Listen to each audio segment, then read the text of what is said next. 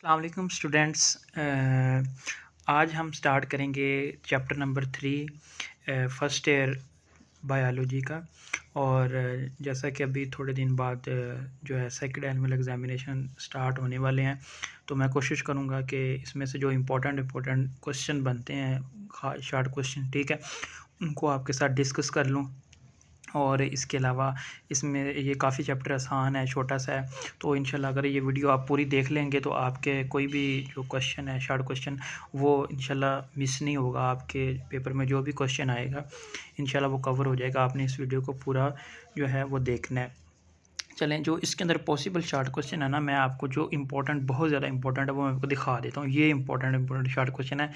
Enzyme की definition आई हुई है, ठीक है, और इसके अलावा जो है ना उसका रोल, एग्जांपल, एंजाइम एक्टिवेटर, ठीक है, define cofactor, differentiate between cofactor and coenzyme, prosthetic group coenzyme से कैसे डिफरेंट होता है, कोफैक्टर और एक्टिवेटर, इसके दरमियान डिफरेंस क्या होता है, what is difference between pepsin और पेप्सिनोजेन, ठीक है, और एंजाइम के कैरेक्टरिस्टिक्स क्या होते हैं, लॉक एंड की मॉडल, ठीक है, रिवर्सिबल, इरिवर्सिबल एंजाइम इनहिबिटर क्या होते हैं, और कम्पिटिटिव, नॉन कम्पिटिटिव। तो एक एक करके हम इनको करते हैं। सबसे पहले है एंजाइम की डेफिनेशन। तो डेफिनेशन जो है ना, ये हमारे पास जो है वो शुरू में ही दी हुई है, ठीक है। ये वाली जो हमारे पास पैराग्राफ दिया गया, इसमें दिया हुआ है कि एंजाइम क्या होते हैं। Enzymes are important group of protein which are biologically active. Protein in nature होते हैं, ठीक है, और बायोलॉजिकली एक्टिव होते हैं। और ये क्या करते हैं, जो कोई भी रिएक्शन होता है उसकी स्पीड बहुत ज़्यादा इंक्रीज़ करते हैं, increase the efficiency of bio chemical reaction, ठीक है। और हर रिएक्शन के लिए स्पेसिफिक होते हैं, मतलब अगर एक एंजाइम है वो एक रिएक्शन के लिए, दूसरे रिएक्शन के लिए और एंजाइम होगा, यानी कि हर रिएक्शन के लिए एक स्पेसिफिक एंजाइम होता है।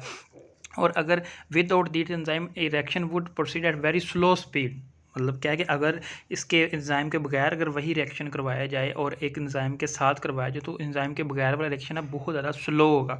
तो ये एंजाइम की डेफिनेशन आपने कर लेनी है कि ये ग्रुप ऑफ, ये जो है ना इंपॉर्टेंट, ये प्रोटीन इन नेचर होते हैं, बायोलॉजिकली एक्टिव होते हैं, और एंजाइम को बहुत ज़्यादा, जो हमारे पास रिएक्शन होता है उसको बहुत ज़्यादा तेज़ कर देते हैं, और ये स्पेसिफिक इन नेचर होते हैं और स्पीड अप करते हैं, ठीक है।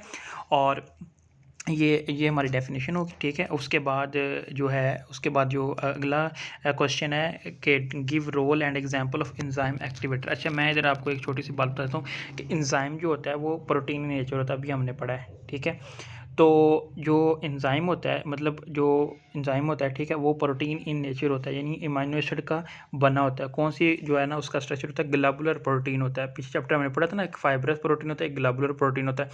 तो ये ग्लोबुलर प्रोटीन होता है। अब जो एंजाइम होता है ना, एंजाइम, उसमें एक जो है ना छोटी सी जगह होती है जहाँ पे उसके सारे सबस्ट्रेट ने आके अटैच होना होता है, ठीक है। उस साइट को जो है ना, छोटी साइट को, उसको कहते हैं जो है ना हमारे पास, उसको कहते हैं एक्टिव साइट, ठीक है। तो एक्टिव साइट ये आ सकता है क्वेश्चन के, what is active site. Active site क्या होती है, तो पोर्शन ऑफ जो है ना एंजाइम, ठीक है, जहाँ पे जो है ना कैटालिटिक एक्टिविटी जो है ना वो प्रोसीड होती है। The catalytic activity is restricted to a small portion of structure known as active site, ठीक है। तो यहाँ पे कुछ अमीनो एसिड होते हैं, बाकी अमीनो एसिड जो होते हैं वो एक्टिव साइट के अलावा बाकी पूरे एंजाइम के स्ट्रक्चर को वो मेंटेन कर रहे होते हैं। अब ये तो हो गया प्रोटीन पोर्शन। अब इसके बाद होता है नॉन प्रोटीन पोर्शन, ठीक है। एक तो हो गया, अब ये एंजाइम है, एंजाइम, ठीक है, प्रोटीन नेचर है, लेकिन इसके साथ साथ एक छोटा सा नॉन प्रोटीन पोर्शन भी होता है। तो जो नॉन प्रोटीन पोर्शन होता है ना हमारे पास, ठीक है, नॉन प्रोटीन जो हमारे पास पोर्शन होता है, वो जो होता है उसको हम जो है क्या उसे बुलाते हैं, उसको हम कोफैक्टर बुलाते हैं। नॉन प्रोटीन जो होता है उसको उसको हम क्या कहते हैं, कोफैक्टर। तो कुछ रिएक्शन होते हैं उनको जो है ना एंजाइम के साथ, जो प्रोटीन के साथ साथ नॉन प्रोटीन भी ज़रूरत होती है, यानी को फैक्टर की भी ज़रूरत होती है प्रॉपर उनको फंक्शनिंग के लिए। तो को फैक्टर के क्या क्या आगे रोल होते हैं, तो ये क्या क्या करता है, essential for the proper functioning of enzyme, ठीक है, ये आपने याद रखना है। और एक्ट एज अ ब्रिज के तौर पे एक्ट करता है, ठीक है, between enzyme and substrate. Substrate ने आके लगना है, तो ये एंजाइम और सबस्ट्रेट की तरह एज अ ब्रिज एक्ट करता है। इसके अलावा कंट्रीब्यूट करता है इन केमिकल रिएक्शन। केमिकल रिएक्शन जो होता है उसके अंदर कंट्रीब्यूट करता है, हिस्सा डालता है और कैटालिसिस करता है। केमिकल एनर्जी का सोर्स होता है। ये कोफैक्टर के सारे फ़ायदे हैं। कोफैक्टर यानी कि फंक्शनिंग, एंजाइम की प्रॉपर फंक्शनिंग के लिए ज़रूरी है। एक्ट एज अ ब्रिज, ठीक है, कंट्रीब्यूट करता है, कैटालाइसिस करता है। इसके अलावा जो है ना केमिकल एनर्जी का सोर्स होता है।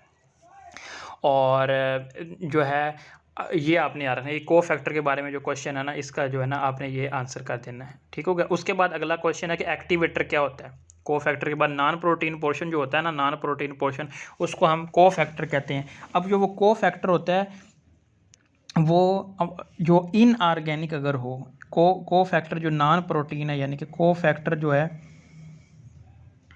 ये नॉन प्रोटीन होता है, हमें पता है। ठीक है, ये क्या होता है, नॉन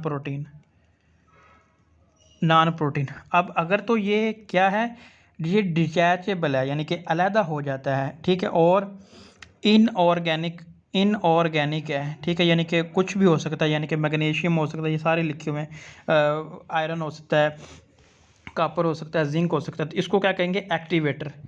अगर नॉन प्रोटीन जो है ना वो क्या है, इनऑर्गेनिक आयन, तो उसको क्या कहेंगे, एक्टिवेटर। उसके बाद जो है उसने लिखा है कि अगर ये अटैच है, अब अटैच की बेस पे हम बात कर लेते हैं।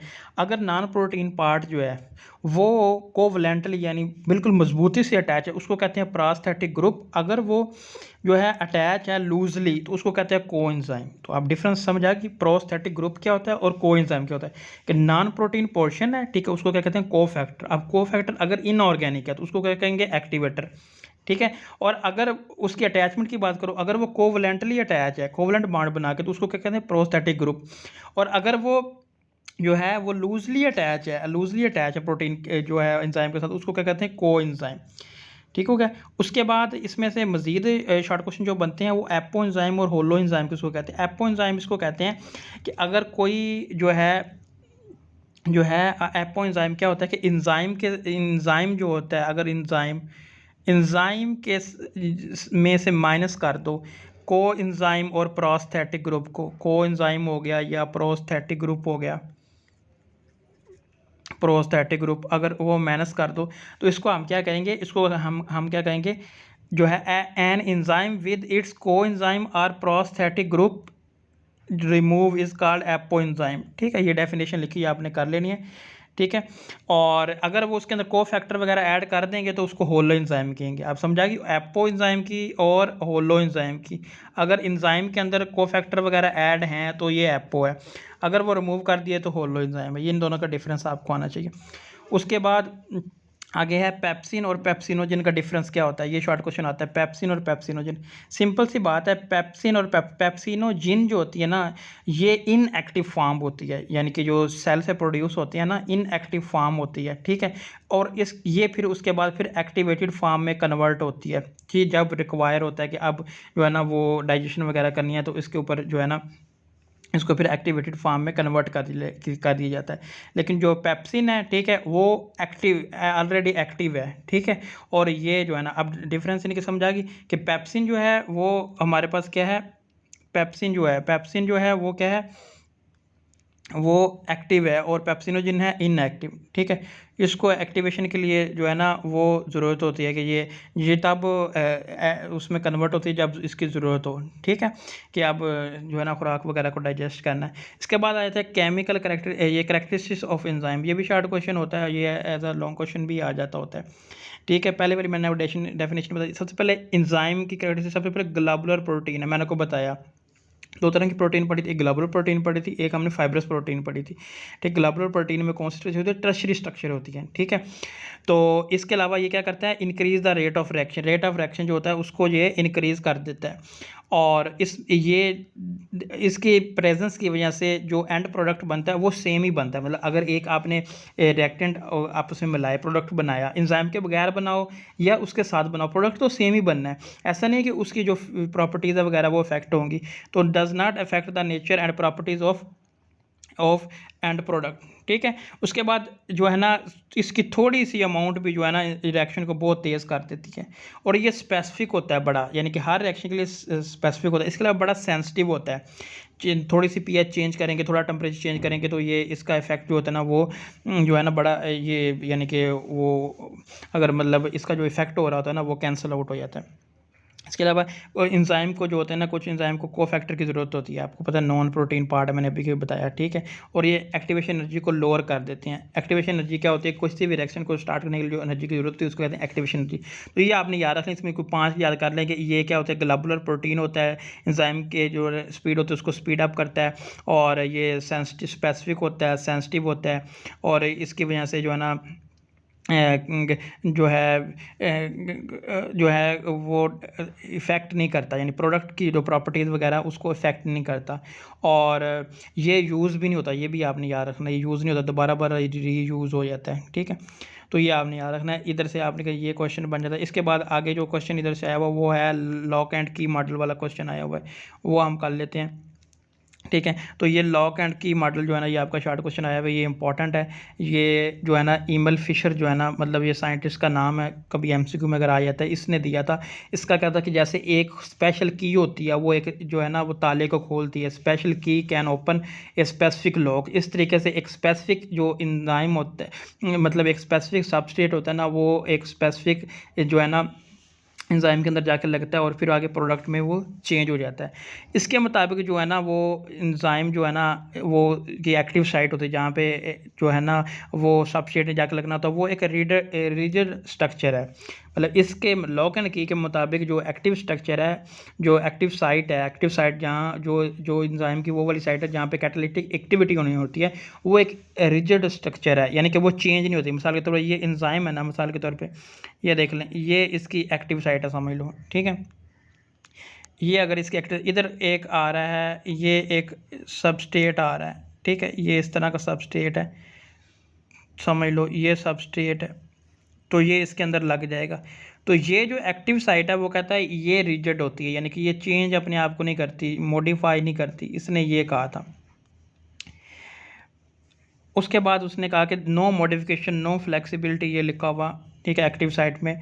और फिर उसके बाद रिएक्शन होता है, रिएक्शन जो है ना उसके बाद फिर आगे प्रोडक्ट बन जाता है, और ये एज अ टेम्पलेट यूज़ होता है। जैसे हम ईंटें बनाते हैं, ईंटें बनाते हैं तो वो एक सांचा सा होता है, टेम्पलेट होता है, उसके अंदर हम मिट्टी डाल देते हैं, उसके बाद फिर वो एक वो ईंट की तरह का वो चीज़ बन जाती है, समझे। तो इसके बाद फिर ये वैसे आया हुआ आपको शॉर्ट क्वेश्चन। इसके बाद ये मॉडिफाई हो गया था। इसके बाद जो है ना कोचलैंड का नया आया था, उसने कहा था नहीं, जो जो होता है ना, जो इसने कहा था कि नहीं ऐसा नहीं है, एंजाइम जो होता है ना उसमें जब सबस्ट्रेट लगता है, ठीक है, तो उसमें चेंज थोड़ा बहुत अपने आप को मॉडिफाई कर लेता है, ठीक है। जो एंजाइम होता है वो नॉन मॉडिफाई नहीं है, मतलब उसकी एक्टिव साइट वो मॉडिफाई थोड़ा बहुत कर लेता है अपने आप को। तो ये जो है ना वो शॉर्ट क्वेश्चन आपका जो है ना वो आया हुआ है, बहुत ज़्यादा इंपॉर्टेंट है, ठीक है। मैंने आपको शॉर्ट क्वेश्चन शुरू में दिखाई उसमें ये है। इसके अलावा आपने ये फैक्टर है, इनके नाम याद रखने, एंजाइम की कंसंट्रेशन, जितना ज़्यादा एंजाइम, ये सिर्फ डायरेक्टली प्रोपोर्शनल आपने याद रखना, जितना ज़्यादा एंजाइम जो है ना रेट ऑफ रिएक्शन जो है ना डायरेक्टली प्रोपोर्शनल है, डिपेंड करता है। अगर जो है ना आपके पास सबस्ट्रेट ज़्यादा हैं, ठीक है, मतलब तो एंजाइम जैसे जैसे बढ़ाते जाएंगे वैसे वैसे जो है ना रिएक्शन की स्पीड बढ़ती जाएगी। सबस्ट्रेट कंसंट्रेशन जो है ना वो भी जो है वो डायरेक्टली प्रोपोर्शनल है, ठीक है। जैसे जैसे सबस्ट्रेट बढ़ाते जाएंगे, ठीक है, एंजाइम अवेलेबल होना चाहिए, ठीक है, वैसे वैसे रिएक्शन बढ़ता जाएगा। लेकिन एक ऐसा पॉइंट आएगा जहाँ पे इतने एंजाइम हो जाएंगे कि वो सारे जो है ना जो है इतने वो सबस्ट्रेट हो जाएंगे, वो सारे एंजाइम को ऑक्यूपाई कर लेंगे, उनके जो एक्टिव साइट होगी, फिर मज़ीद फर्दर जो है ना इंक्रीज़ नहीं होगा, ठीक है। वो जो है ना वो वाली जो है ना सैचुरेशन जो है ना वो साइड जो है ना पॉइंट होता है, सैचुरेशन पॉइंट, ये आपने याद रखना है कि जैसे जैसे मिसाल के तौर पे 50 एंजाइम है, ठीक है, 50 एंजाइम है, तो 50 सबस्ट्रेट लग सकते हैं। पहले 10 थे आपने, फिर उसके बाद 20 किए, फिर 30 किए सबस्ट्रेट। इसके बाद जब 50 कर लेंगे, सारी बात है 50 के 50 ऑक्यूपाई कर लेंगे 50 एंजाइम को, अब मज़ीद तो रिएक्शन जो है ना वो स्पीड अप नहीं होगा। तो सारी जो है ना ये लिखा हुआ है कि सारे जो है ना एंजाइम सैचुरेट होते हैं, सारे ऑक्यूपाई हो चुके हैं। उसके बाद जो अगला पॉइंट है वो है टेम्परेचर का। को जैसे जैसे टेम्परेचर बढ़ाते हैं ना, इससे भी जो है ना रिएक्शन जो है ना वो बढ़ता है, ठीक है। तो पहले हमने कहा एंजाइम, जितना ज़्यादा एंजाइम होगा उतनी ज़्यादा रिएक्शन होगा। दूसरे नंबर पे सबस्ट्रेट का, उसका भी डायरेक्ट रिलेशन है, टेम्परेचर का भी डायरेक्ट रिलेशन। लेकिन बहुत ज़्यादा अगर हीटअप कर देंगे ना, उसकी वजह से जो है ना उसकी वजह से जो है ना क्या होगा कि एंजाइम डी नेचर हो सकता है। तो ये आपने याद रखनी है, डी नेचरेशन हो सकती है। तो ये अब देखिए जैसे जैसे जो है ना आपने टेम्परेचर बढ़ाया, ये रिएक्शन वैसे बढ़ता गया, ये रेट ऑफ रिएक्शन जैसे जैसे ऊपर जा रहा है ना कर्व, ये तो बढ़ रहा है। लेकिन एक पॉइंट आया, ये देखो इस पॉइंट, उसके बाद फिर ये नीचे होना शुरू हो गया, डिक्लाइन होना शुरू हो गया रेट ऑफ रिएक्शन। तो ये आपने याद रखना है। उसके बाद पीएच जो होती है ना, वो ऑप्टिमम पीएच जो है ना, ऑप्टिमम टेम्परेचर 37 होता है, ये आपने याद रखना है। ऑप्टिमम पीएच जो है ना वही सही होती है, ठीक है। उसके ऊपर ही वो बेस्ट अपना एंजाइम अपना दे रहा होता है, सही है। ऊपर से उससे ऊपर नीचे हो तो वो डीनेचर हो जाता है, ये आपने याद रखना, ठीक है। इसके बाद ये कुछ जो है ना एमसीक्यूज़ के लिए ये इंपॉर्टेंट है, ठीक है। तो ये आप देख लीजिएगा। उसके बाद ये एमसीक्यू वगैरह के लिए तो नहीं आती। इसके बाद यहाँ से शॉर्ट क्वेश्चन आ जाते हैं, एज अ लॉन्ग क्वेश्चन भी ये आ जाता होता है ये वाला टॉपिक, और as a short question what irreversible inhibitor और रिवर्सिबल इनहिबिटर में क्या फ़र्क होता है। इरिवर्सिबल नाम से ज़ाहिर है, जैसे आप छोटी क्लासों में जो है ना केमिस्ट्री के अंदर पढ़ते हैं इरिवर्सिबल रिएक्शन और रिवर्सिबल रिएक्शन। तो इरिवर्सिबल इनहिबिटर ऐसा इनहिबिटर है जो कि जब एक्टिव साइट पे जाके लगेगा तो फिर जो है ना उसके साथ कोवलेंट बॉन्ड बना लेता है। कौन सा बॉन्ड बनाता है? कोवलेंट बॉन्ड, और फिजिकली उसको जो है ना वो ब्लॉक कर देता है। लेकिन रिवर्सिबल जो होता है, रिवर्सिबल ये क्या होता है, इसका इफेक्ट जो है ना न्यूट्रलाइज किया जा सकता है। इसका इफेक्ट न्यूट्रलाइज किया जा सकता है कैसे? आपने कंसंट्रेशन बढ़ानी है सबस्ट्रेट की। देखिए एंजाइम है, एंजाइम के ऊपर आ गया इनहिबिटर, आके लग गया, उसने जो जाहिर बात है अब रिएक्शन नहीं होगा, क्योंकि जो जहाँ पे सबस्ट्रेट ने लगना था वहाँ पे आके इनहिबिटर लग गया। तो एक तो है वो उसके साथ बहुत मजबूती से जुड़ जाए, यानी कि वो कोवलेंट बॉन्ड बना ले, तो वो तो बहुत मजबूती से जुड़ गया, बिल्कुल ब्लॉक। ये इररिवर्सिबल जो है ना इनहिबिटर की मिसाल है। लेकिन अगर कोई इस तरह का लिंकेज बनाता है जो कि वीक होता है और इसका इफेक्ट जो है ना न्यूट्रलाइज, जैसे आपने सबस्ट्रेट जो होते हैं, सबस्ट्रेट उसको आपने जस्ट आपने इंक्रीज़ कर देना है, तो आपका उसका इफेक्ट न्यूट्रलाइज हो जाएगा। तो वीक क्योंकि उसने उसके साथ बॉन्ड बनाया हुआ, तो ये होते हैं रिवर्सिबल फिर उसके दो तरह के होते हैं, कंपिटिटिव होते हैं, एक नॉन कंपिटिटिव होते हैं। इनमें फ़र्क क्या होता है? इनमें फ़र्क ये होता है कि जो जो होते हैं ना कम्पिटिटिव, उनकी सिमिलैरिटी होती है, मतलब जैसा सबस्ट्रेट है ना उस जैसे जैसे ट्विन्स होते हैं ना, मतलब उसी जैसे ट्विन्स होते हैं बच्चे, एक दो बच्चे एक ही तरह के होते हैं। इस तरह ये इनहिबिटर ना दिखने में ऐसा लगता है कि वो एंजाइम को लगता है अच्छा ये तो मुझे तो लग रहा है ये सबस्ट्रेट है, लेकिन वो क्या होता है, वो इनहिबिटर होता है। तो वो उसके साथ आके लग जाता है, लेकिन ज़ाहिर पता लग जाएगा तो उधर से प्रोडक्ट नहीं बनेगा। तो ये एंजाइम के साथ जो है ना आके इनहिबिटर लग गया, आई से मतलब इनहिबिटर, तो नो प्रोडक्ट नहीं बनेगा, ठीक है। ये बिल्कुल सिमिलर होते हैं, ये आपने यार ना कंपिटिटिव इनहिबिटर जो होता है ना सिमिलर टू द जो है ना सबस्ट्रेट होते हैं, ये आपने याद रखना है। और जाके ये जो है ना बाइंडिंग साइट यानी कि एक्टिव साइट जो होती है वहाँ पे जाके लगते हैं, लेकिन आगे जाके फिर प्रोडक्ट नहीं बनता। लेकिन नॉन कंपिटिटिव इनहिबिटर इसका ये है कि ये एक्टिव साइट से और किसी और जगह पे जाके लग जाते हैं, एक्टिव साइट पे नहीं लगते। बाकी जो हमने पढ़े थे वो मतलब ये एंजाइम है, जैसे समझ लो इसकी एक्टिव साइट है तो ये एक्टिव साइट इधर आके लगते थे। ये अदर देन मतलब ये इसकी एक्टिव साइट है ना, तो ये इधर नहीं लगेंगे बल्कि इधर लग जाएंगे, समझ लो इधर जाके लग जाएंगे, तो कहीं और लग जाएंगे। तो अब इन सही वाला सबस्ट्रेट आएगा भी तो वो जो है ना वो एक्टिव साइट पे वो लग नहीं सकेगा, क्योंकि वो किसी और जगह पे जब लगते हैं ना तो वो एंजाइम के स्ट्रक्चर को चेंज कर देते हैं, अल्टर कर देते हैं। तो जब ये मतलब ये एंजाइम है, ठीक है, अब ये एक्टिव साइट है इसकी, ये इधर आके लगे तो ये एक्टिव साइट जो होती है चेंज हो जाती है, इस तरह चेंज होती है। अब सबस्ट्रेट सही वाला भी आए ना तो वो इधर आके नहीं लग सकता, तो सब जो है ना वो प्रोडक्ट वगैरह नहीं बनता, ठीक है, तो कैटालिसिस वगैरह नहीं होती। तो ये आपके क्वेश्चन थे। तो ये अब मैं दिखा देता हूँ, ये हमारे जो है ना सारे ऑलमोस्ट हो गए हैं, ठीक है। तो जो हमने जो है वो किए थे, ठीक है, तो ये आप देख लें। तो ये भी हमारा क्वेश्चन हो गया, ये भी क्वेश्चन हो गया, ये भी क्वेश्चन हो गया। ये कोफैक्टर कोएंजाइम डिफरेंस बता दिया, prosthetic group coenzyme activator, pepsinogen characteristics का लिया, किलोकंड की मॉडल का लिया, ठीक है, और रिवर्सिबल कम्पिटिटिव और नॉन कम्पिटिटिव का लिया। तो ये हमारा जो है ना चैप्टर कंप्लीट हो गया, छोटा सा चैप्टर था। तो मिलते हैं नेक्स्ट वीडियो में, तब तक के लिए अल्लाह हाफिज़।